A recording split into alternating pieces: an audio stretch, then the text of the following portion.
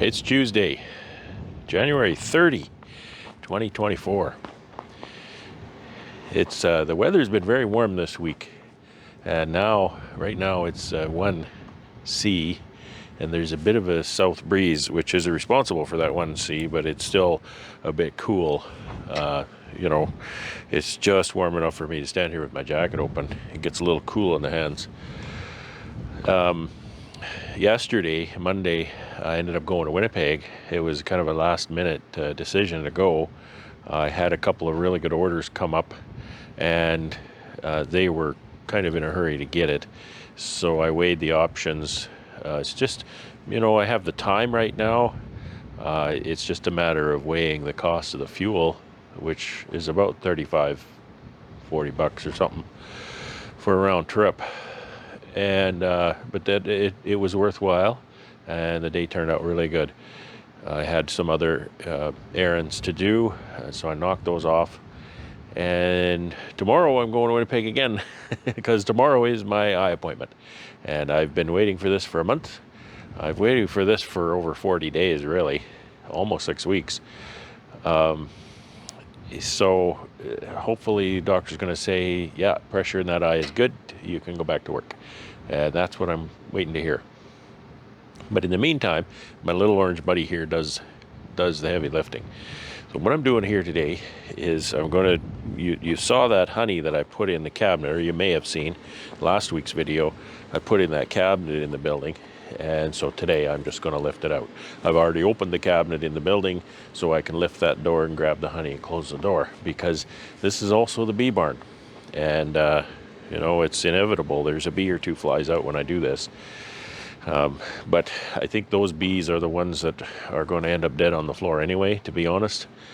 You may hear the fan running, which I'm glad that it's running, because if it's 1°C out here, the fan isn't running, that means there's nothing in the building creating heat.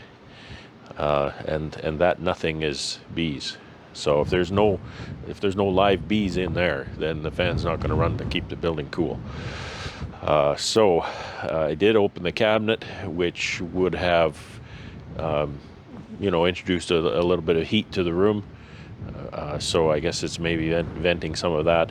But the cabinet is over here by the door.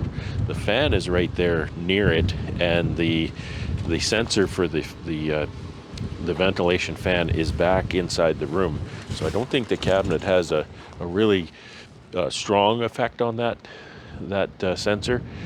So that's what I'm telling myself, that it's actually live bees that are heating the building, because that's what I need to sleep. So I'm going to grab this honey out of here, and then fortunately I can just set it right in the truck without really lifting anything, and slide the pails off the pallet into the truck for the packer tomorrow.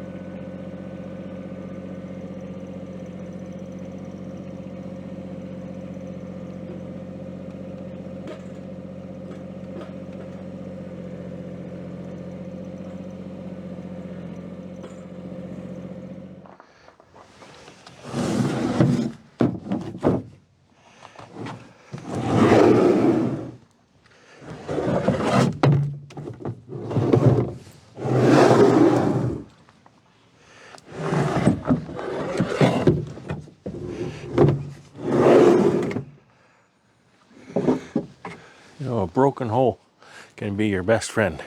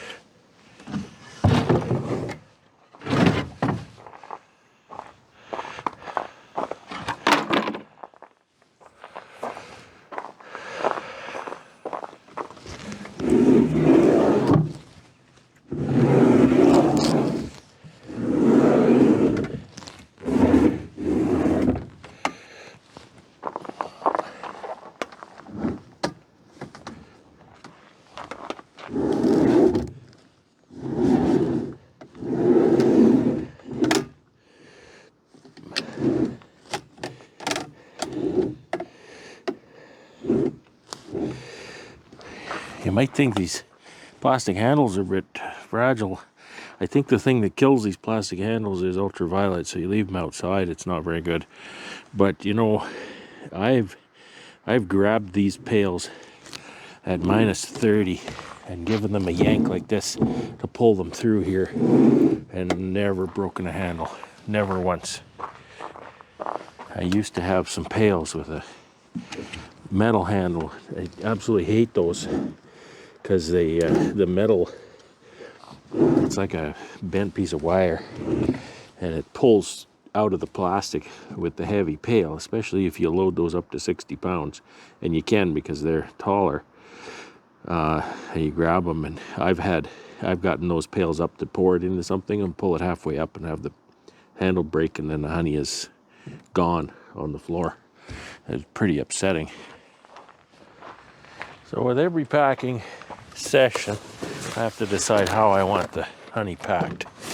And for this session, I need 9 of these boxes of 1 kg jars. It's a 750 milliliter jar.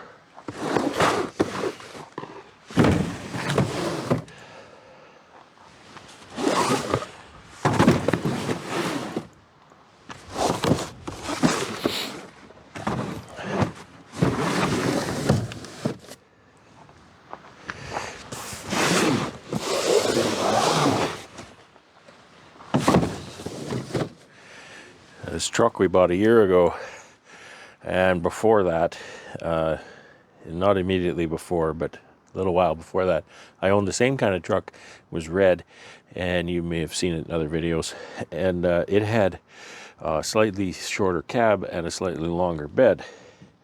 Now, I do enjoy the longer cab for putting product in there to keep cool in the summer and warm in the winter. However, this is one time when I really wish I had a longer bed, because it does get tight putting all my jars, especially if I have a lot of jars to pack instead of things like pails or whatnot. But we'll make do. There's always the cab, right? I can put stuff in the cab.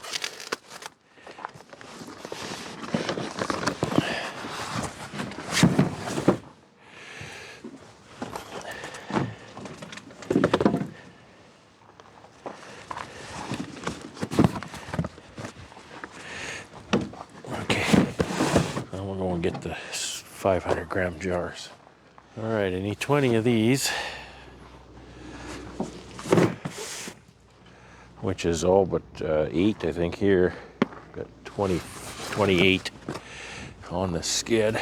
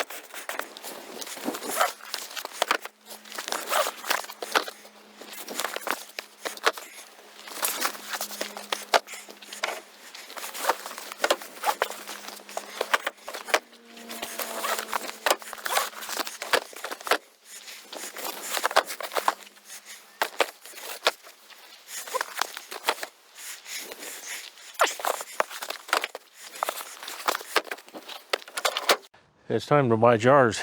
That's the end of those. So this tonneau cover is nice. Helps keep things clean. I'm gonna put this is a load bar. These are really handy. It's just it's kind of a spreader clamp sort of a thing. It goes across the bed, and then the ratchet handle stretches it out, and it just helps so that if you're hauling things in the back, you can set that up in front of your load. I don't usually haul heavy things in the back because that makes the truck ride and steer crazy. But you know, if I was just hauling pails, those could slide around. So I could put this load bar behind the pails, and they keep them from sliding around. So I want to keep that with me. I'm going to take my little wagon here with me. It's a good little wagon, but it sure has seen better days. Put that right there. And then roll that up. It's a pretty robust tonneau cover. I've owned, I don't know, about 4 of these on different trucks that I've had. My little green truck has one. It's called a Truxedo Truck Sport. And it's just like that. It latches, and then it's got some Velcros, and you need to hook that Velcro on, because if that starts flapping on the highway, it just ruins the Velcro and it never stays shut then.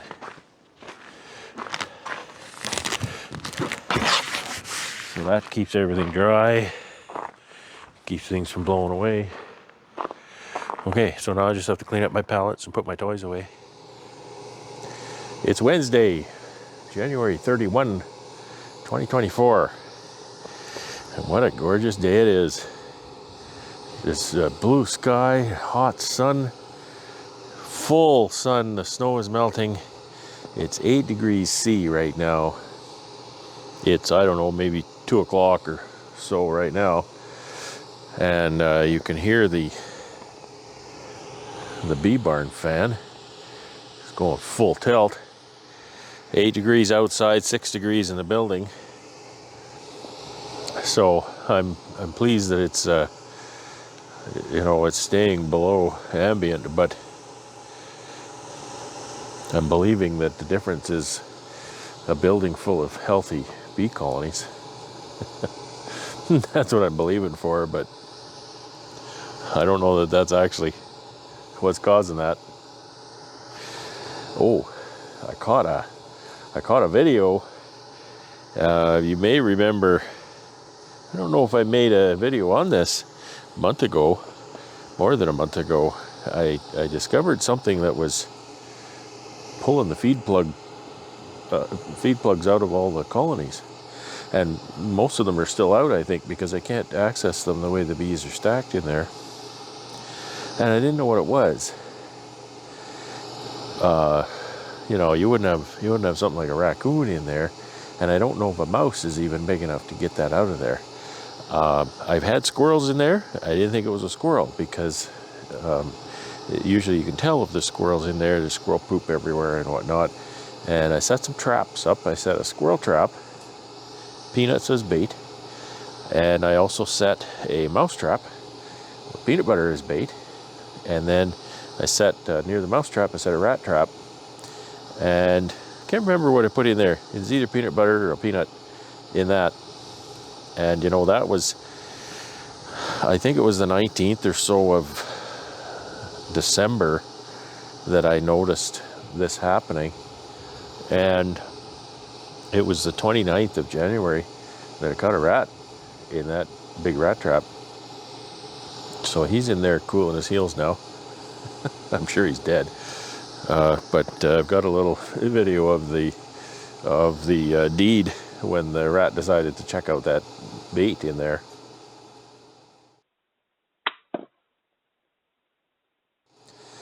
So I shouldn't have that problem anymore. Hopefully the missing feed plugs will not be a big deal. My mentor said that actually some beekeepers remove those just to help the colony stay ventilated and dry. So I'm hoping that that's okay. We went to town today, went to Winnipeg, and today was my 1 month, it's a lot more than 1 month, it's over 40 days checkup after my eye surgery. And the surgeon's very pleased and gave me thumbs up. He actually checked both my eyes because of course I've had eye surgery on both now.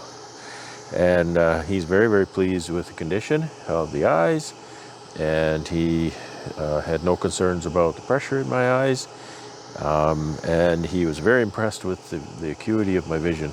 I blew through a 20/20 test, no sweat, and I was pretty happy about that.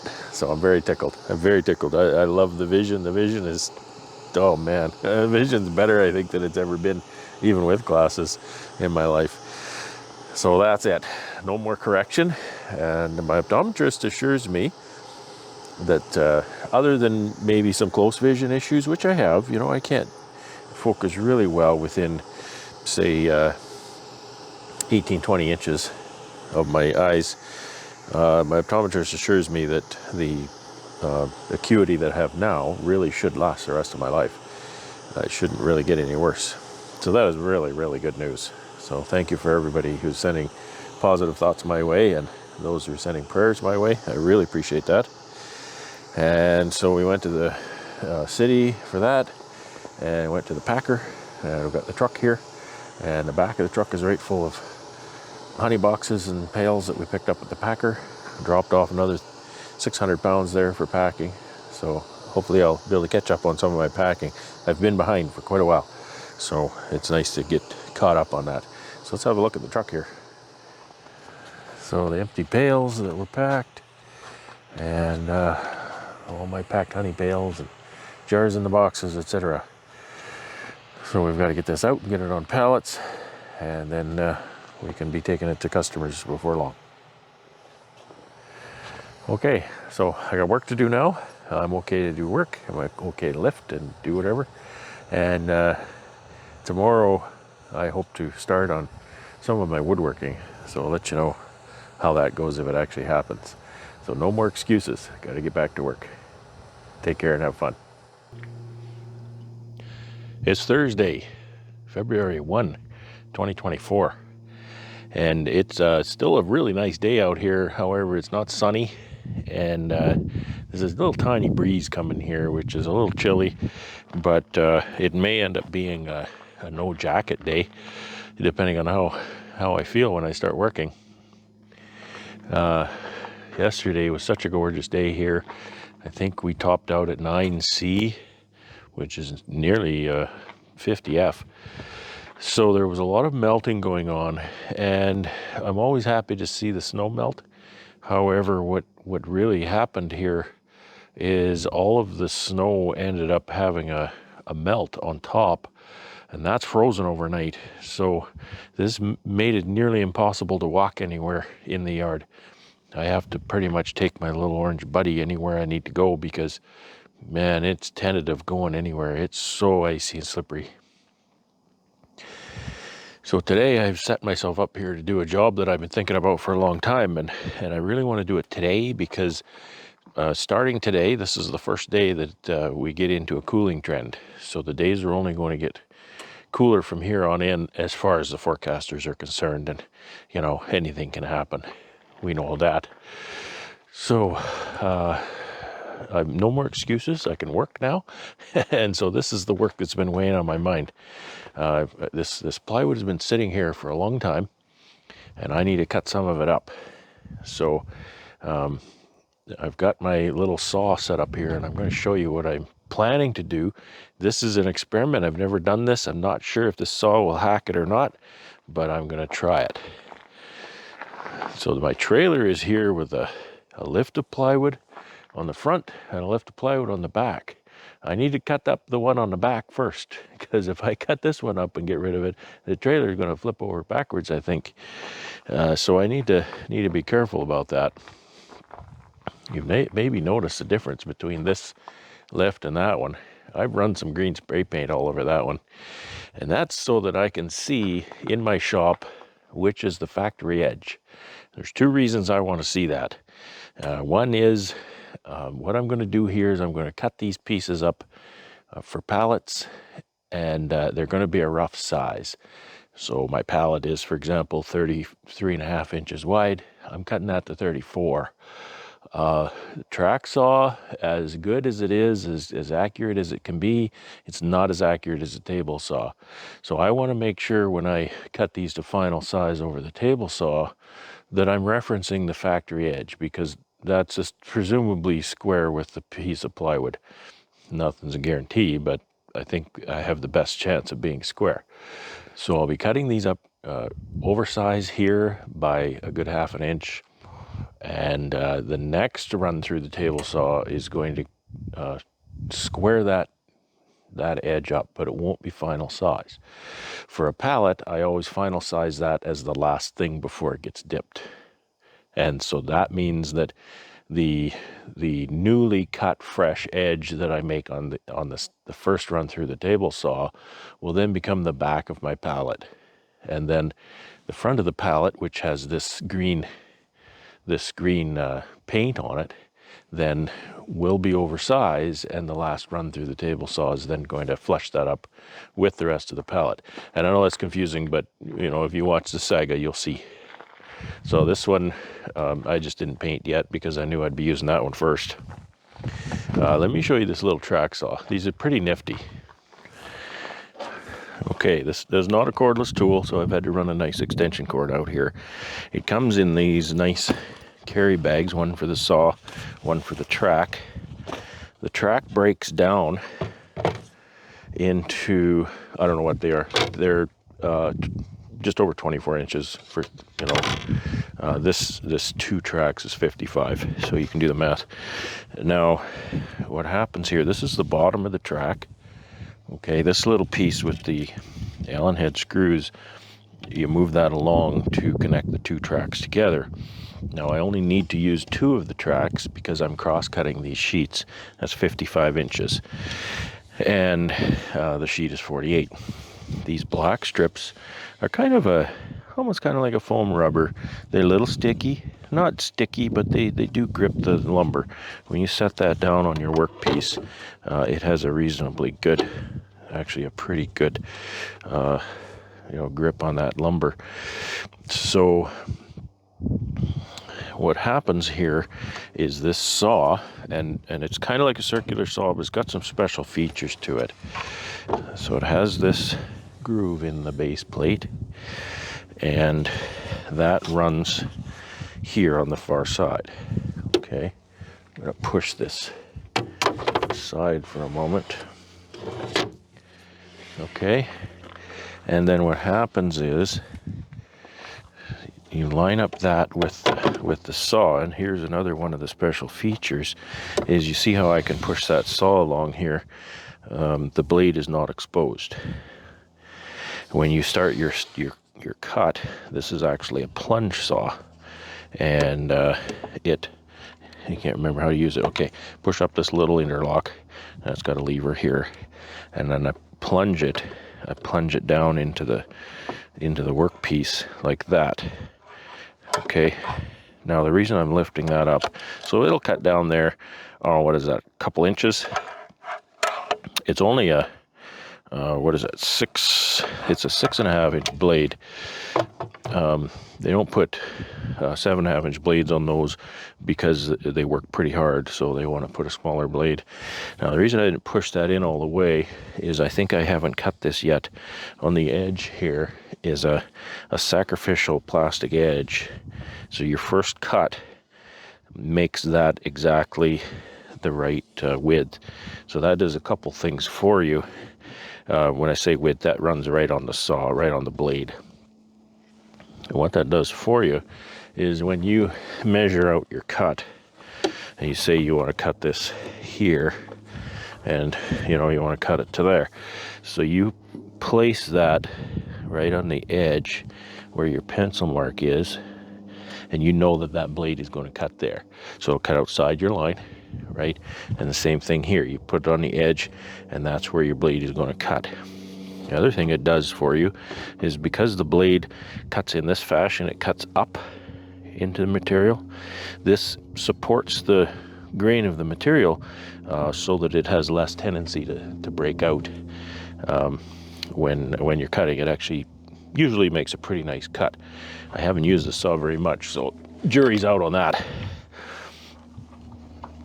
So I need to set these two tracks. They give you enough track for 8 feet of cut, and it's 110 inches overall, so it's a good bit more than 8 feet, because you want some of the track hanging over your start point to support the saw. And I think I can feel these are a little bit rough. I'm not sure why they didn't trim nice and smooth, but that's just what happened. So I have to climb up on there. I have to cut the straps, and I'm going to give this a couple cuts and see if this is going to work. I'll tell you, you get sequestered and can't do anything for a month. The old body really suffers. My body's not in that good shape to begin with. Holy smokes. Now you say, I was going to hit you in the eyes.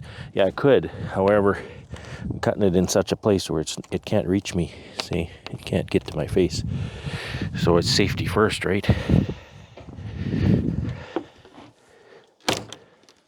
It's under some tension. But I want these to be 34 this way. I'm going to cut 34 from each end so that I've got a factory end on each piece. My offcut's going to be in the middle. And it doesn't have to be 34 bang on the money. Sometimes I get too concerned with getting it accurate, and then I wish I had cut it a little bit longer. It's nice to have a helper for this. So you have one person seeing to it that the other end of the track saw is well situated. You can also use a Sharpie instead of just a lead pencil. Make it a bit easier to see. Maybe I'll try to get on the other side and cut this direction. So I can line that up, and again, I want to give it some space now though, because my track isn't on my good piece, so I need to give it a kerf. And again, that doesn't really matter where that is, because this is an oversized cut. Boy, that's cool on the fingers, for sure.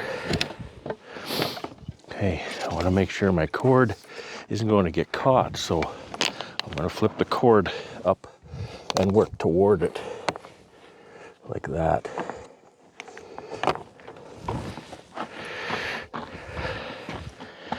want to make sure my jacket doesn't get caught. This is a long stretch, but I can reach it. It's tough if you don't have as long arms. So we got it there. I can look at the blade. I can look at the blade here. That's plenty long. And now I'll make a cut. And we'll see how it works. Like I say, I've never done this, so I don't know if this saw will take it.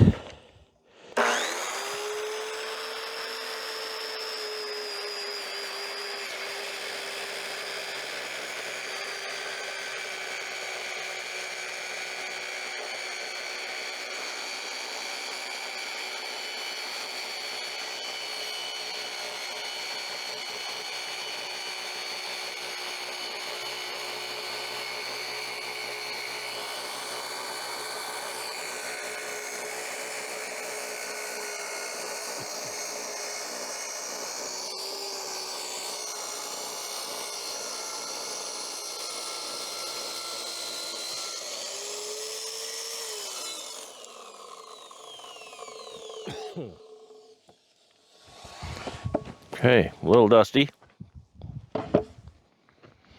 How many did I cut? I cut 2. I have to cut 27. So it's gonna be a while. Okay, I'll mark out a couple more. Wow, only cut 2. Okay, give another shot here. See if that helps.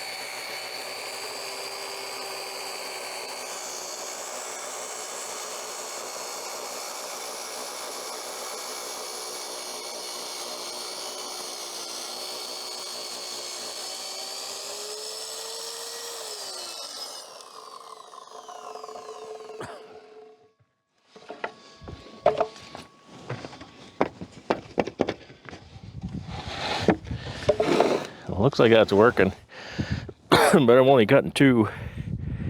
So, boy, I'm cutting close to 3. Close to 3 isn't 3. So, and the thing is, even though I've cut well into the 3rd one, it doesn't make it cut any deeper because I'm still running on top. So anyway, this is what I'm left with, 48 by 34, and that'll make 2 pallets plus about a 4-inch offcut here, as I recall. These need to go over onto my pallet there on the tractor.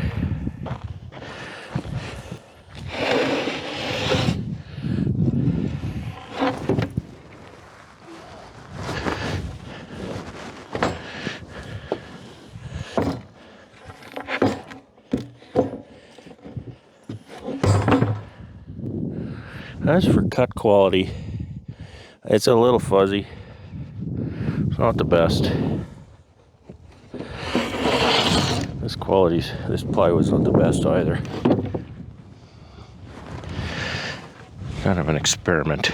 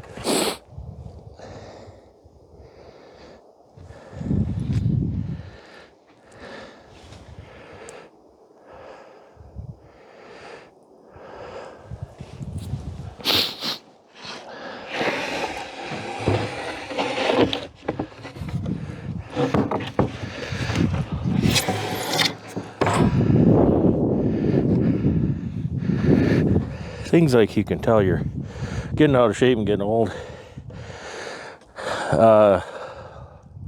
15 years ago, I was renovating my house, and I was throwing these sheets overhand, full 4x8 sheet, 3/4 overhand, onto the roof.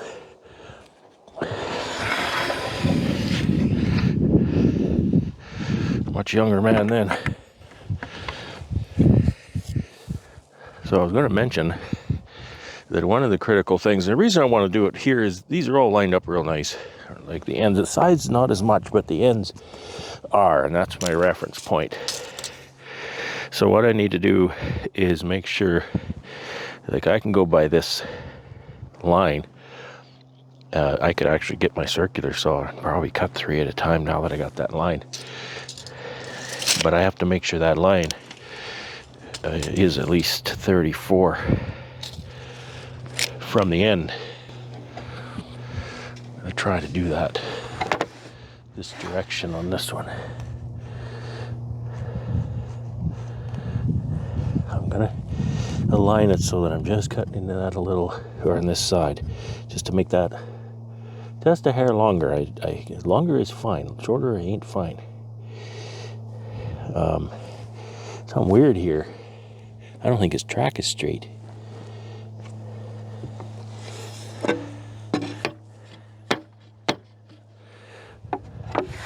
Maybe it's the way I put it together. Because by turning that track around, I can see that that doesn't line up with the track. So it's a little weird. These track saw tracks are supposed to be perfectly straight. That one ain't. Something's wrong.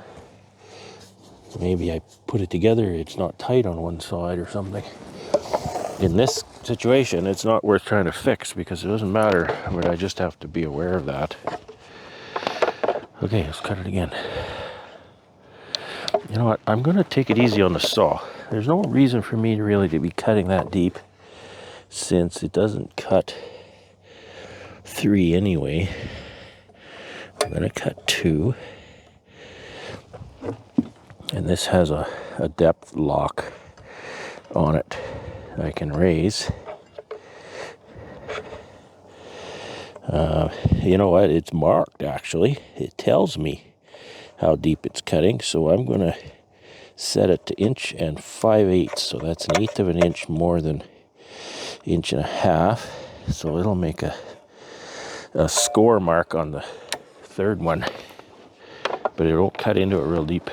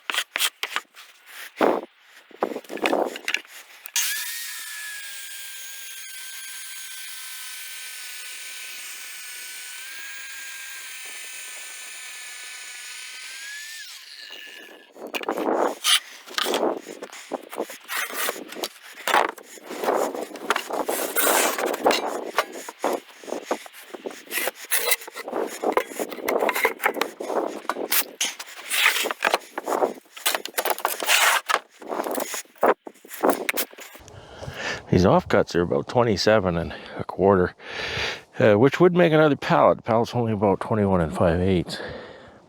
However, if you've watched my videos about grain direction and whatnot, I choose not to do that. I'll make a cover out of that. I've got to make 200, actually 200, almost 250 covers, so still need lots of material for that. And they usually make those out of offcuts.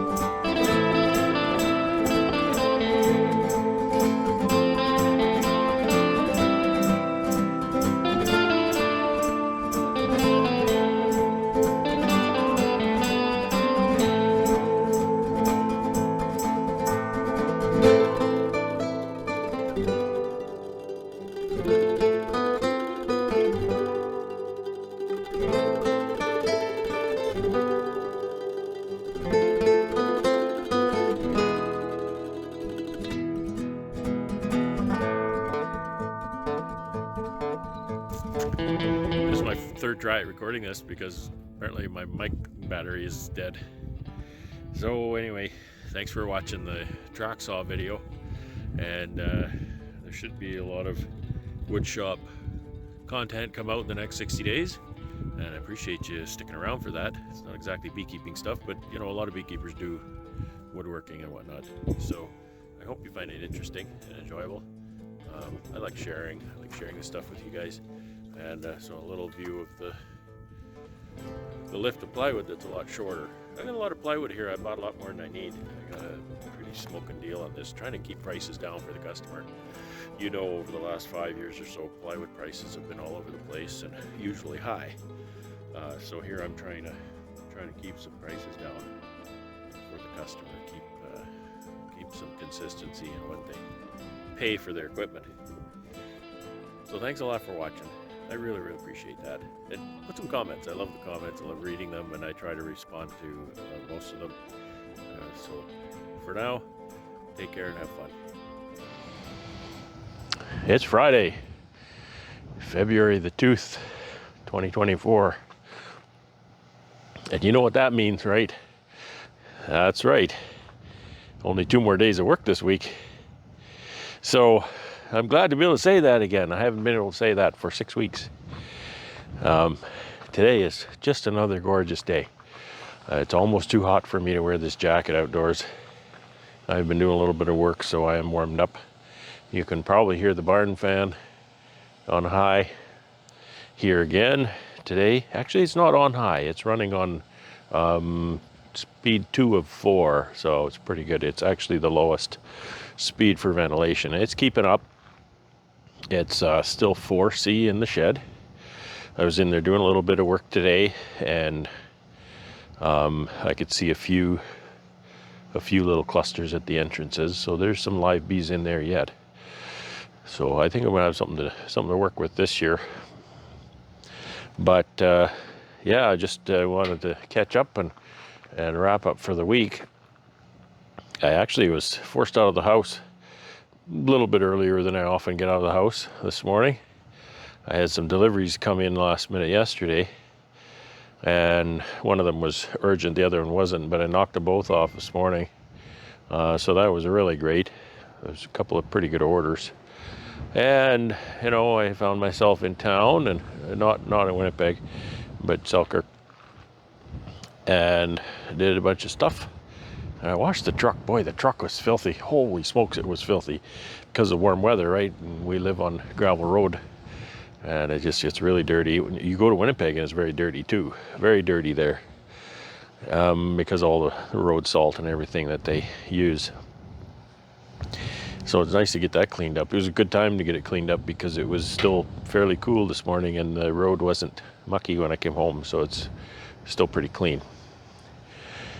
Yeah, And so now I'm just going to work in the shop for a little while. I'm just going to clean up, make some plans for this build season.